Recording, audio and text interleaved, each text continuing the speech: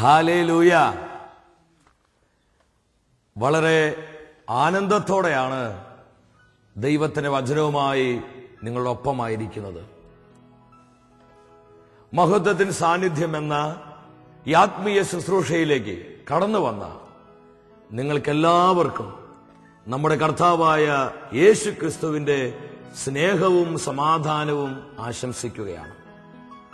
119 സങ്കീർത്തനം 56 തിരുവചനത്തിൽ ഇപ്രകാരം ദൈവത്തിന്റെ വചനം പ്രഖ്യാപിക്കുകയാണ്: അവിടുത്തെ കൽപ്പനകൾ അനുസരിച്ചു എന്നതാണ് എനിക്ക് ലഭിച്ച അനുഗ്രഹം. ദൈവത്തെ അനുസരിക്കുന്നതാണ് ദൈവമക്കളെ ഏറ്റവും വലിയ അനുഗ്രഹം എന്ന് പറയുന്നത്. ഈ വചനത്തിൽ പരിപൂർണമായും വിശ്വസിച്ചുകൊണ്ട് നമുക്ക് പ്രാർത്ഥിക്കുവാനായിട്ടൊരുങ്ങാം. ദൈവത്തിന്റെ പരിശുദ്ധാത്മാവ് അതിശക്തമായ അളവിൽ നമ്മുടെ ജീവിതങ്ങളിലൂടെ പ്രവർത്തിക്കുവാനായിട്ട് പോവുകയാണ്. നമ്മുടെ കുടുംബങ്ങളിലേക്ക് പരിശുദ്ധാത്മാവ് ഇറങ്ങി വരാൻ പോവുകയാണ്. നമ്മെ കരുതുന്ന കർത്താവ്, നമ്മെ പരിപാലിക്കുന്ന കർത്താവ്, അനുദിനം നമ്മളെ വഴി നടത്തുന്ന നല്ല ദൈവത്തിന്റെ സ്നേഹം ആവോളം അനുഭവിച്ചുകൊണ്ട് പ്രാർത്ഥിക്കുക. ശക്തിയോടെ കരങ്ങളടിച്ച് എല്ലാം മറന്ന് കർത്താവിന്റെ ആ കരുതൽ സ്നേഹം സ്വന്തമാക്കിക്കൊണ്ട് നമുക്ക് ഒരുമിച്ച് പാടാം.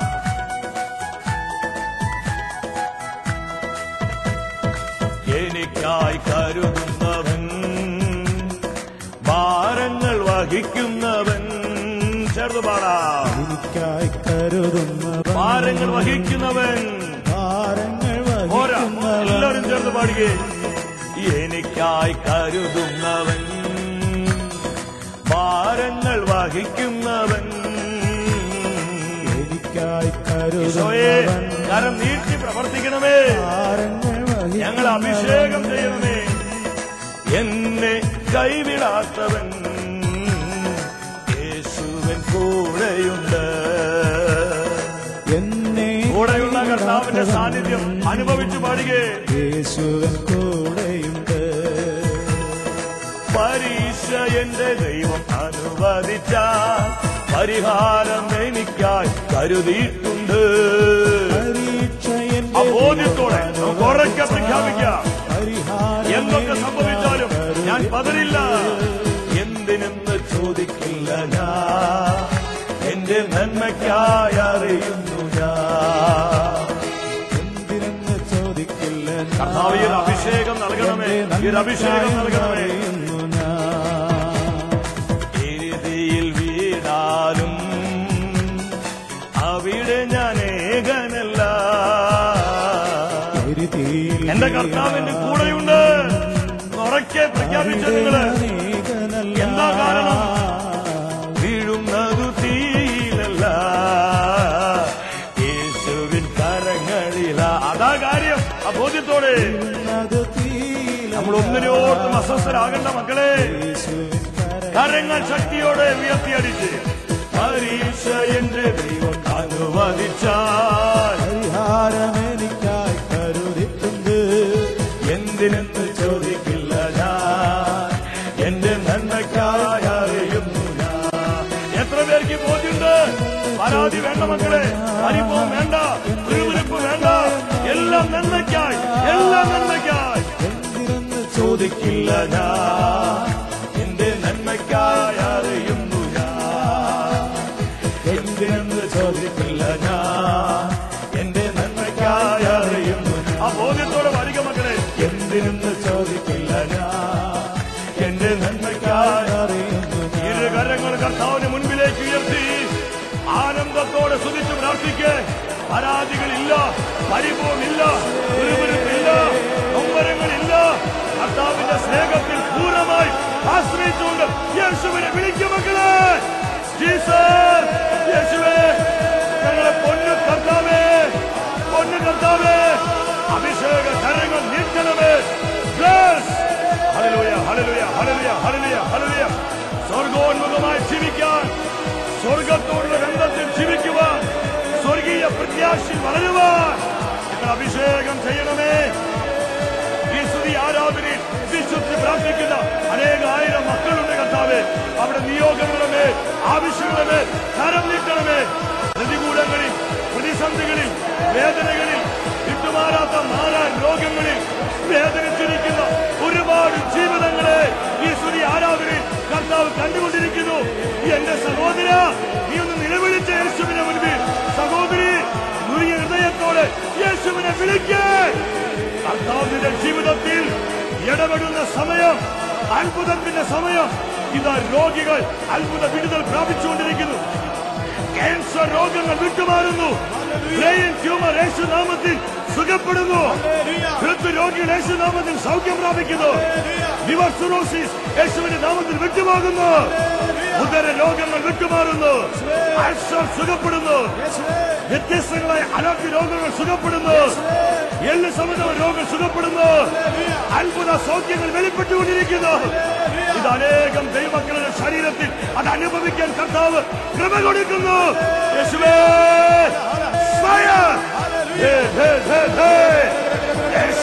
കത്തട്ടെ, ഭൂഖണ്ഡങ്ങളിൽ കത്തട്ടെ, ലോക ജനതയിൽ കത്തട്ടെ. സാത്താന്യ കോട്ടകൾ ഛിന്നഭിന്നമാകട്ടെ.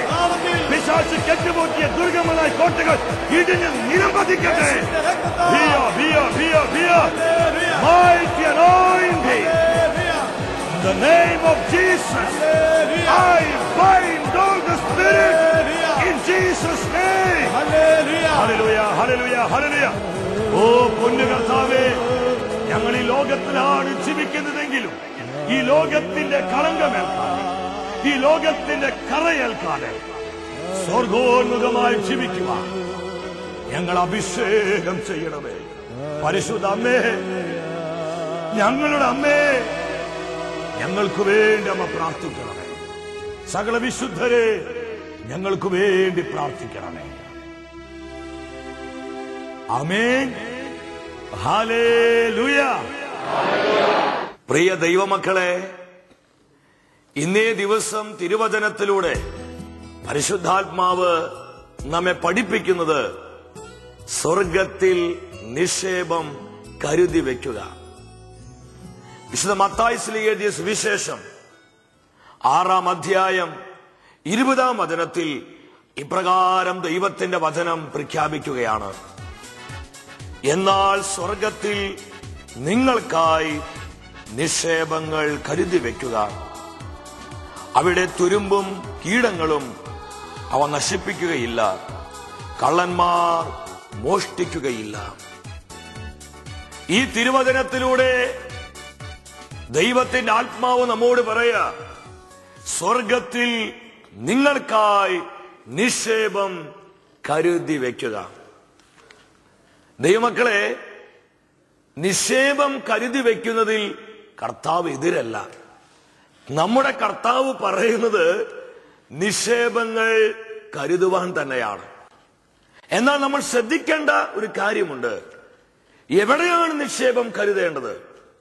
എങ്ങനെയാണ് നിക്ഷേപം കരുതി വെക്കേണ്ടത്? നമുക്കറിയാം, നമ്മൾ നമ്മുടെ സമ്പത്ത് ഒരു സ്ഥലത്ത് നിക്ഷേപിക്കുമ്പോൾ പ്രധാനമായും നമ്മൾ ചിന്തിക്കുന്ന 2-3 കാര്യങ്ങളുണ്ട്. ഒന്നാമതായി സുരക്ഷിതത്വം ഉണ്ടായിരിക്കണം. അത് നഷ്ടപ്പെടാൻ പാടില്ല. സുരക്ഷിതത്വം ഉണ്ടായിരിക്കണം. രണ്ടാമതായി നമ്മളൊക്കെ ചിന്തിക്കുന്ന ഒരു കാര്യമാണ്, ഏത് സമയത്തും അതെടുക്കുവാൻ പറ്റണം. അതുകൊണ്ട് ഇന്ന് ബാങ്കുകാരൊക്കെ ATM കൗണ്ടറൊക്കെ ഒരുപാട് വർദ്ധിച്ചുകൊണ്ടിരിക്കുക. മൂന്നാമതായി നമ്മൾ ഡെപ്പോസിറ്റ് ചെയ്ത സമ്പത്തിന്റെ മൂല്യം അത് കുറയരുത്, കൂടി വരണം. ഇതാണ് നമ്മുടെ എല്ലാവരുടെയും ആഗ്രഹം. ഏതൊരു മനുഷ്യനും തന്റെ സമ്പത്ത് ഡെപ്പോസിറ്റ് ചെയ്യുമ്പോൾ ഈ കാര്യങ്ങൾ പ്രത്യേകം ശ്രദ്ധിക്കും. എന്നാൽ പ്രിയ സഹോദര സഹോദരി, നമ്മളായിരിക്കുന്ന ഈ കാലഘട്ടത്തിലോട്ട് നമ്മളൊന്ന് നോക്കുക. ഇന്നത്തെ മനുഷ്യന്റെ പ്രശ്നം എന്ന് പറയുന്നത് എങ്ങനെ പണം ഉണ്ടാക്കാം എന്നതല്ല. അതല്ല ഇന്നത്തെ വിഷയം. പണം എവിടെ ഡെപ്പോസിറ്റ് ചെയ്യാം, നിക്ഷേപിക്കാം, ഇതാണ് ഇന്നത്തെ മനുഷ്യന്റെ പ്രശ്നം. ഇതിന്ന് വലിയൊരു തലവേദനയായിക്കൊണ്ടിരിക്കുക. എവിടെയാണ് പണം നിക്ഷേപിക്കുക? ഇന്ന് എത്ര വ്യക്തികൾക്കാ ഇതിൽ അബദ്ധം പറ്റണേ, കളിപ്പ് പറ്റണേ. അതുകൊണ്ടല്ലേ തട്ടിപ്പ് പ്രസ്ഥാനങ്ങൾ ഇന്ന് കൂണ് പൊട്ടി മുളയ്ക്കുന്നത് പോലെയാണ് പൊട്ടി മുളച്ചുകൊണ്ടിരിക്കുന്നത്. ചില മൊബൈലൊക്കെ മെസ്സേജ് വരില്ലേ, നിങ്ങളെ ഞങ്ങൾക്ക് ഇഷ്ടമായി, നിങ്ങൾക്ക് 500 കോടി രൂപ തരാൻ ഞങ്ങൾ ആഗ്രഹിക്കുന്നു. അതിന്റെ പ്രോസസ്സിങ്ങിന് വേണ്ടി നിങ്ങൾ ആദ്യം ഇത്രയും തുക ആദ്യം ഒന്ന് മുടക്കുക. അത് മുടക്കി കഴിഞ്ഞാൽ കോടികളാണ് നിങ്ങൾക്ക് കിട്ടുക. ഇത് കേൾക്കുമ്പോഴേക്കും നമ്മുടെ ആൾക്കാർ ചാടി വീഴുക, പണം ഉണ്ടാക്കാൻ, പൈസ ഉണ്ടാക്കാൻ. ഇതൊരു ചതിയാണെന്ന് മനസ്സിലാക്കാൻ അനേകർക്ക് പറ്റുന്നില്ല. അങ്ങനെ പൈസ മുടക്കി, റിയൽ എസ്റ്റേറ്റിൽ പൈസ മുടക്കി, കൂടുതൽ പലിശ കിട്ടുമെന്ന് വിചാരിച്ച് പല പ്രൈവറ്റ് കമ്പനികളിൽ പൈസ ഡെപ്പോസിറ്റ് ചെയ്ത് എത്ര പേരുടെയാ സമ്പത്ത് നഷ്ടമായിക്കൊണ്ടിരിക്കുന്നത്. ഇന്ന് അനേകം കുടുംബങ്ങളുടെ തകർച്ചയുടെയും സാമ്പത്തിക പരാജയത്തിന് പ്രധാന കാരണം അവർ നിക്ഷേപിച്ച സ്ഥലം തെറ്റായി പോയതാണ്. അതുകൊണ്ട് യേശു പറഞ്ഞത് നമ്മൾ നിക്ഷേപം കരുതുവാൻ തന്നെ കർത്താവ് പറയണേ. പക്ഷെ എവിടെ കരുതാനാ പറയണേ? സ്വർഗത്തിൽ നിക്ഷേപം കരുതി വെക്കുക. അതിന് മുകളിലത്തെ വചനം 19-ാമത്തെ വചനം നിങ്ങൾ എടുത്ത് നോക്കുക. അവിടെ വീണ്ടും കർത്താവ് പറഞ്ഞു, ഭൂമിയിൽ നിങ്ങൾ നിക്ഷേപം കരുതി വെക്കരുത്, മോഷ്ടിക്കരുതെന്ന് പറഞ്ഞ അതേ കർത്താവ്, നിന്റെ ദൈവം ഞാനാണ്, ഞാനല്ലാതെ മറ്റൊരു ദൈവം നിനക്ക് ഉണ്ടാകരുത് എന്ന് പറഞ്ഞ അതേ കർത്താവിന്റെ കൽപ്പന തന്നെയാ ഇത്. ഏത്? ഭൂമിയിൽ നിക്ഷേപം കരുതി വെക്കരുത്. നിങ്ങൾ സ്വർഗത്തിൽ നിക്ഷേപം കരുതുക. നമ്മൾ നിക്ഷേപം കരുതേണ്ടത്, നമ്മൾ സമ്പത്ത് നിക്ഷേപിക്കേണ്ടത് സ്വർഗത്തിലാണ്. ഞാൻ നിങ്ങളോട് ചോദിക്കട്ടെ, ഭൂമിയിലെ നിക്ഷേപത്തിന്റെ സമ്പത്തിന്റെ പ്രത്യേകത എന്താണ്? അത് 2-3 കാര്യങ്ങളുണ്ട്. ഒന്ന്, ഭൂമിയിലെ സമ്പത്ത് നമുക്ക് സ്റ്റോർ ചെയ്യാൻ പറ്റില്ല, നമുക്കത് ശേഖരിച്ച് വെക്കാൻ പറ്റില്ല. അത് വെറും താൽക്കാലികമാണ്, നൈമിഷികമാണ്. മക്കളെ, നമ്മൾ സ്റ്റോർ ചെയ്യാൻ ഉദ്ദേശിക്കുന്ന ഏത് സമ്പത്തും എന്തുമായിക്കോട്ടെ അതെല്ലാം നൈമിഷികമാണെന്ന് തിരിച്ചറിയാം. പൗലോസ് അപ്പോസ്തലൻ തിമോത്തിയോസിന് എഴുതിയ 1-ാം ലേഖനം 6-ാം അധ്യായം 7-ാം തിരുവചനത്തിൽ ഇപ്രകാരം ദൈവത്തിന്റെ വചനം പ്രഖ്യാപിക്കുകയാണ്: നാം ഈ ലോകത്തിലേക്ക് ഒന്നും കൊണ്ടുവന്നില്ല, നാം ഇവിടെ നിന്ന് പോകുമ്പോൾ ഒന്നും തന്നെ കൊണ്ടുപോകുന്നില്ല. രണ്ടാമത്, അത് നശിക്കുന്നതാണ്. ഭൂമിയിൽ ഏത് സമ്പത്തും നശിച്ചു പോണതാ. നമുക്ക് എത്രയോ കാര്യങ്ങൾ കാണാൻ പറ്റും.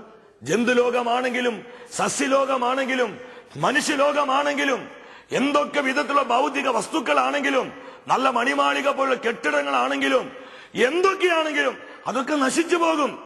മൂന്നാമത്, അതിന് യാതൊരു സുരക്ഷിതത്വവുമില്ല, അതെപ്പോൾ വേണമെങ്കിലും നഷ്ടപ്പെട്ടു പോകാം. അതുകൊണ്ട് കർത്താവ് പറഞ്ഞത്, നിങ്ങൾ ഭൂമിയിൽ നിക്ഷേപം കരുതി വെക്കരുത്, സ്വർഗത്തിൽ നിക്ഷേപം കരുതുക. എന്താണ് സ്വർഗത്തിൽ സമ്പത്ത് ഡെപ്പോസിറ്റ് ചെയ്തുള്ള പ്രത്യേകത? അത് സ്റ്റോർ ചെയ്യാനായിട്ട് പറ്റും. കാരണം സ്വർഗം നിത്യമാണ്.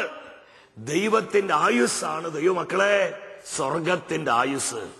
അത് നിത്യമാണ്, അത് സ്റ്റോർ ചെയ്യാൻ പറ്റും. അവിടെ സ്റ്റോർ ചെയ്താൽ നമുക്ക് ഒരുപാട് ലാഭം ഉണ്ടാകും. രണ്ടാമത്, അത് നശിക്കാത്തത്. അതുകൊണ്ട് യേശു പറഞ്ഞ്, അവിടെ തുരുമ്പും കീടങ്ങളും ഇല്ല. സ്വർഗീയ സമ്പത്ത് നശിപ്പിക്കാൻ ആർക്കും സാധ്യമല്ല, അതിന് നശിപ്പിക്കാൻ പറ്റില്ല.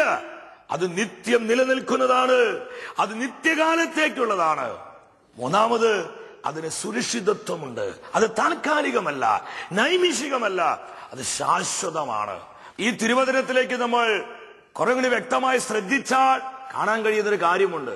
സ്വർഗത്തിൽ നിങ്ങൾക്കായി നിക്ഷേപം, നിങ്ങൾക്കും നിങ്ങളുടെ കുടുംബങ്ങൾക്കും തലമുറകൾക്കും കൊച്ചുമക്കൾക്കും പേരക്കുട്ടികൾക്കും അങ്ങനെയൊന്നല്ല പറയണത്, നിങ്ങൾക്കായി. അത് ഇൻഡിവിജ്വൽ ആണ്. ഇന്ന് നമ്മള് നമ്മുടെ മക്കൾക്കും നമ്മുടെ കുടുംബത്തിനു വേണ്ടി അനേകം സമ്പത്ത് കരുതുന്നുണ്ട്. സ്വർഗത്തിലെ സമ്പത്തിന്റെ പ്രത്യേകത അത് ഇൻഡിവിജ്വൽ ആണ്, നിങ്ങൾക്കായി. ഓരോ വ്യക്തികളും അത് സ്റ്റോർ ചെയ്തില്ലെങ്കിൽ അത് വലിയ അപകടമാണെന്നാണ് കർത്താവ് വചനത്തിലൂടെ നമ്മെ പഠിപ്പിക്കുന്നത്. എങ്കിൽ ഞാൻ നിങ്ങളോട് ചോദിക്കട്ടെ, നമുക്ക് എങ്ങനെ സ്വർഗത്തിൽ നിക്ഷേപം കരുതാൻ പറ്റും? സ്വർഗത്തിൽ നിക്ഷേപം കരുതണമെങ്കിൽ ഒന്നാമതായി സ്വർഗം നമുക്ക് അത്രയും ക്ലോസ് ആകണം. സ്വർഗം നമുക്ക് അത്രയും ക്ലോസ് ആകണം. സ്വർഗം എന്ന് പറയുന്നത് അങ്ങ് വിദൂരത്തിരിക്കുന്ന ഒന്നല്ല. നാം ഈ ഭൂമിയിൽ ജീവിക്കുമ്പോഴും സ്വർഗത്തിന്റെ അനുഭവത്തിൽ ജീവിക്കുവാൻ കർത്താവ് ആഗ്രഹിക്കുന്നു. നാം ഈ ഭൂമിയിൽ ജീവിക്കുമ്പോഴും സ്വർഗത്തിന്റെ ആ സൗഭാഗ്യത്തിൽ നിത്യജീവന്റെ അനുഭവത്തിൽ മുന്നേറുവാനാണ് കർത്താവ് ആഗ്രഹിക്കുന്നത്. നിത്യജീവൻ വേണമെങ്കിൽ, സ്വർഗത്തിൽ സമ്പത്ത് വേണമെങ്കിൽ ഈ ഭൂമിയിലെ ജീവിതത്തിൽ നമ്മൾ അപ്രകാരം ജീവിക്കണമെന്നാണ് ഈ വചനത്തിലൂടെ കർത്താവ് പഠിപ്പിക്കണേ. മത്തായി എഴുതിയ സുവിശേഷം 5-ാം അധ്യായം 10-11 വചനങ്ങളെടുത്ത് പഠിക്കുമ്പോൾ അവിടെ യേശു പറഞ്ഞു, മലയിലെ പ്രസംഗം ഗിരിപ്രഭാഷണമാണ്. അതിൽ വളരെ പ്രധാനപ്പെട്ട ഒരു കാര്യം ഇതാണ്: എന്റെ നാമത്തെ പ്രതി മനുഷ്യൻ നിങ്ങൾ അവഹേളിക്കുകയും നിന്ദിക്കുകയും പരിഹസിക്കുകയും ചെയ്യുമ്പോൾ നിങ്ങൾ ആഹ്ലാദിച്ചുല്ലസിക്കുവിൻ, നിങ്ങൾ ഭാഗ്യവാന്മാർ. എന്തെന്നാൽ സ്വർഗരാജ്യത്തിൽ നിങ്ങളുടെ പ്രതിഫലം വളരെ വലുതായിരിക്കും. ഹല്ലേലൂയ. അപ്പൊ സ്വർഗത്തിൽ സമ്പത്ത് വർദ്ധിക്കുവാനുള്ളൊരു മാർഗം എന്താ? ദൈവരാജ്യത്തെ പ്രതി, യേശുക്രിസ്തുവിനെ പ്രതിയുള്ള സഹനങ്ങൾ സന്തോഷത്തോടെ, ആനന്ദത്തോടെ, അതൊരു ത്രില്ലായി മാറണം. ക്രിസ്തുവിനെ പ്രതി നമുക്ക് ലഭിക്കുന്ന സഹനങ്ങളിൽ ഒരു ത്രില്ല് കണ്ടെത്താൻ എനിക്ക് നിങ്ങൾക്കും കഴിഞ്ഞാൽ ഉറപ്പ് ഈശോ വാഗ്ദാനം ചെയ്യുക, സ്വർഗത്തിൽ നമ്മുടെ സമ്പത്ത് വർദ്ധിക്കും. വിശുദ്ധരുടെ ജീവിതത്തിലോട്ട് നോക്ക്, പ്രവാചകരുടെ ജീവിതത്തിലോട്ട് നോക്ക്, അപ്പോസ്തലന്മാരുടെ ജീവിതത്തിലോട്ട് നോക്ക്. അവർക്കെല്ലാം സ്വർഗം അത്രയും ക്ലോസ് ആയിരുന്നു. അതുകൊണ്ടാണ് അവർ അവരുടെ ജീവിതത്തിൽ, ഈ ഭൂമിയിലെ ജീവിതത്തിൽ, സ്വർഗത്തിൽ അവർ സമ്പത്ത് ശേഖരിച്ചു വെച്ചത്. ഹെബ്രായ പുസ്തകം 10-ാം അധ്യായം 34-ാം വചനത്തിലോട്ട് വരുമ്പോൾ വളരെ വ്യക്തമായി നമുക്ക് കാണാനായിട്ട് കഴിയും. തടങ്കലിലായിരുന്നപ്പോൾ നിങ്ങൾ വേദനകൾ പങ്കിട്ടു, ധനത്തിന്റെ അപഹരണം സന്തോഷത്തോടെ നിങ്ങൾ സഹിച്ചു. എന്തെന്നാൽ കൂടുതൽ ഉത്കൃഷ്ടവും ശാശ്വതവുമായ ധനം നിങ്ങൾക്കുണ്ടെന്ന് നിങ്ങൾ അറിഞ്ഞിരുന്നു. എത്ര കൃത്യമാണ് ദൈവമക്കളെ വചനം. ഈ ലോകത്തിലെ പലതും അവർക്ക് നഷ്ടപ്പെട്ടപ്പോൾ, ഈ ലോകം നൽകിയ സന്തോഷം, ഈ ലോകം നൽകിയ ഉന്നതി, ഈ ലോകം നൽകിയ നശ്വരമായ പണം, നശ്വരമായിട്ടുള്ള പ്രശസ്തി, ഇതെല്ലാം ഈ ലോകത്തിന്റെ ധനമാണ്. ഇതൊക്കെ അവർക്ക് നഷ്ടപ്പെട്ടു. പക്ഷെ അവർ പരിതപിച്ചില്ല, അസ്വസ്ഥരായില്ല. കാരണം ഇതിനേക്കാൾ എത്രയോ ഉത്കൃഷ്ടവും ശാശ്വതവുമായ ഒരു നിത്യമായ ധനമുണ്ടെന്ന് അവരെല്ലാം തിരിച്ചറിഞ്ഞു. അതുകൊണ്ട് ദൈവമക്കളെ, ഈ ലോകത്തിൽ അവർ സ്വർഗോന്മുഖമായി ജീവിച്ചു. സ്വർഗം അവർക്ക് അത്രയും ക്ലോസ് ആയിരുന്നു. ഹെബ്രായ പുസ്തകം 11-ാം അധ്യായം 26-ാം തിരുവചനത്തിൽ ഇസ്രായേൽ കണ്ടതിൽ വെച്ച് ഏറ്റവും വലിയ പ്രവാചകനായ മോശയെ കുറിച്ച് ദൈവത്തിന്റെ ആത്മാവ് രേഖപ്പെടുത്തിയിരിക്കുകയാണ്. ക്രിസ്തുവിനെ പ്രതി സഹിക്കുന്ന നിന്ദനങ്ങൾ ഈജിപ്തിലെ നിധികളെക്കാൾ വിലയേറിയ സമ്പത്തായി മോശ കരുതി. ഫറവയുടെ കൊച്ചുമകനായിരുന്നു. നമ്മുടെ ഭാഷയിൽ പറഞ്ഞാൽ കോടീശ്വരനായിരുന്നു. ഈ ലോകം എന്തൊക്കെ സ്വപ്നം കാണാൻ കൊതിക്കുന്നുവോ അതൊക്കെ മോശയ്ക്ക് ആ കാലങ്ങളിൽ ഉണ്ടായിരുന്നു. എന്നാൽ വചനം പഠിപ്പിക്കുകയാണ്, ക്രിസ്തുവിനെ പ്രതിയുള്ള സഹനങ്ങൾ ഈജിപ്തിലെ വിലയേറിയ സമ്പത്തിനേക്കാളും ധനത്തെക്കാളും വിലപ്പെട്ടതായി മോശ കണ്ടു. എന്തുകൊണ്ട് മോശ അങ്ങനെ കരുതിയത്? ഇതവൻ തനിക്കുള്ളതെല്ലാം ഉപേക്ഷിച്ചു. മോശയ്ക്ക് സ്വർഗം അത്രയും ക്ലോസ് ആയിരുന്നു. ഫ്രാൻസിസ് അസീസിക്ക്, കൊച്ചുദ്രേസ്യക്ക്, വിശ് അൽഫോൺസയ്ക്ക്, ഫ്രാൻസിസ് സേവ്യാറിന്, പാദ്രുപ്പിയയ്ക്ക് സ്വർഗം അത്രയും ക്ലോസ് ആയിരുന്നു. അതുകൊണ്ട് അവർ സ്വർഗത്തിൽ വലിയ വലിയ നിക്ഷേപങ്ങൾ കരുതിയത്. ഇവിടെ മോശയുടെ ജീവിതത്തിലൂടെ നിങ്ങൾ വീണ്ടും വാ. എന്താ ദൈവാത്മാ പറയണേ? കാരണം തനിക്ക് ലഭിക്കാനിരിക്കുന്ന പ്രതിഫലത്തിലേക്കാണ് മോശ കണ്ണുകൾ ഉയർത്തിയത്. എന്റെ പ്രിയ സഹോദര സഹോദരി, പാരഡൈസ് ബാങ്കിൽ ഇതുവരെ എന്തെങ്കിലും നിക്ഷേപിച്ചിട്ടുണ്ടോ?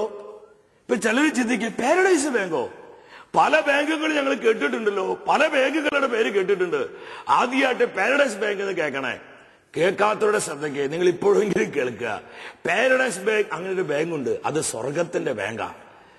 ആ ബാങ്കിൽ നിക്ഷേപിക്കാൻ തുടങ്ങുക, അവിടെ നിക്ഷേപം വർദ്ധിപ്പിക്കുക. ആ നിക്ഷേപമാണ് നിത്യതയിൽ കർത്താവിനോട് കൂടെ ആനന്ദിക്കുവാൻ എനിക്ക് നിങ്ങൾക്കും വക തരുന്ന ആകെയുള്ള ഒരു സമ്പത്ത്. അതുകൊണ്ടാണ് പാട്ടുകാരൻ ഇപ്രകാരം പാടിയത്: ലോകമാണ് നിന്റെ ആശയെങ്കിൽ ലോകം കടന്നു പോകും, പോയി മറയും. ഇന്നു മരണം നിന്നെ മുട്ടി വിളിച്ചെന്നാൽ ലോകത്തെ കൈവിട്ടു പോയിടണം. എന്തുണ്ട് ലോകത്തിൽ ആശ നൽകാൻ, സർവവും മായയായി മാഞ്ഞു പോകും. അതുകൊണ്ട് ദൈവമക്കളെ, നമ്മുടെ കർത്താവ് പറഞ്ഞത്, ഭൂമിയിൽ നിക്ഷേപം കരുതരുത്, സ്വർഗത്തിൽ നിക്ഷേപം കരുതി വെക്കുക. നമ്മൾ ഈ പറയുന്നതും നമ്മൾ ഈ ചിന്തിക്കുന്നതുമല്ല സമ്പത്ത്. കർത്താവിന്റെ മുൻപിലുള്ള സമ്പത്ത് എന്താ?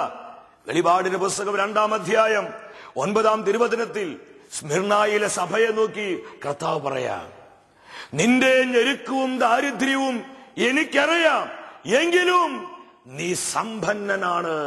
ക്രിസ്തുവിനെ പ്രതി സ്വീകരിച്ച ദാരിദ്ര്യം, ക്രിസ്തുവിനെ പ്രതി സ്വീകരിക്കുന്ന സഹനങ്ങള്, ഇതെല്ലാം ആര് ഏറ്റുവാങ്ങുന്നുവോ ആ വ്യക്തി സമ്പന്നനാണെന്ന വചനം പഠിപ്പിക്കുന്നത്.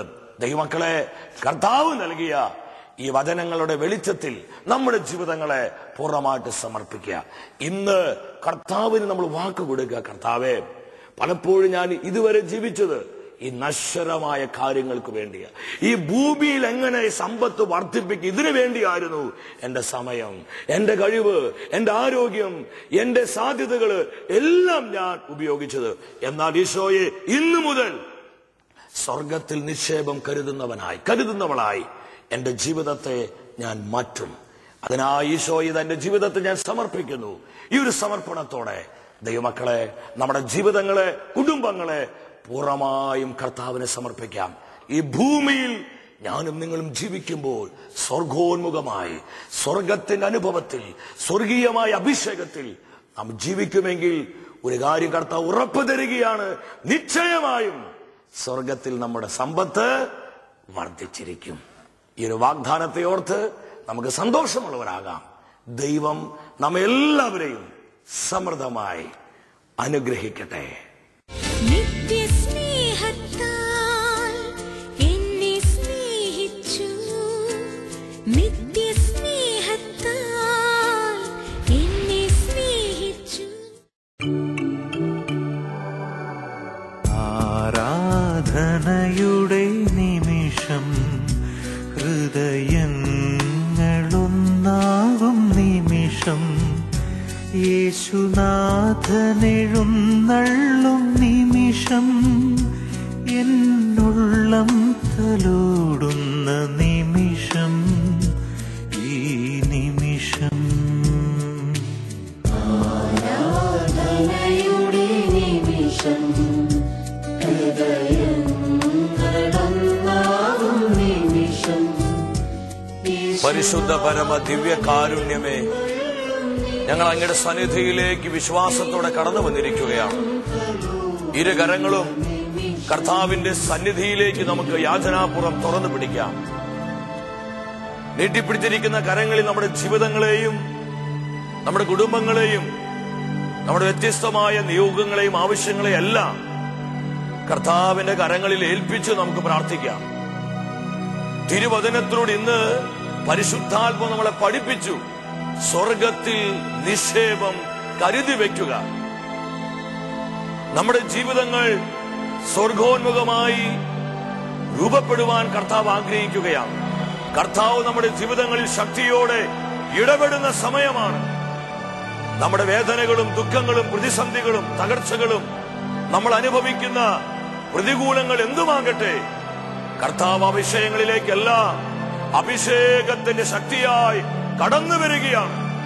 പ്രിയ സഹോദര സഹോദരി, ഹൃദയനുറുക്കത്തോടെ യേശുവിനെ വിളിക്ക്, വിശ്വാസത്തോടെ വിളിക്ക്. നിലവിളിച്ച് പ്രാർത്ഥിക്കുന്ന ദൈവമക്കളുടെ നിലവിളിയുടെ മുൻപിൽ കർത്താവ് നിൽക്കും. ഈ സമയം നമ്മുടെ കുടുംബങ്ങൾ അനുഗ്രഹങ്ങളായി മാറിക്കൊണ്ടിരിക്കുക. ഇരുകരങ്ങളും ദിവികാരുണ്യ യേശുവിനെ മുൻപിൽ ഉയർത്തിപ്പിടിച്ച് നിങ്ങൾ വിശ്വാസത്തോടെ പ്രാർത്ഥിക്കേ. ഇത് ദൈവം ഇടപെടുന്ന സമയമാണ്.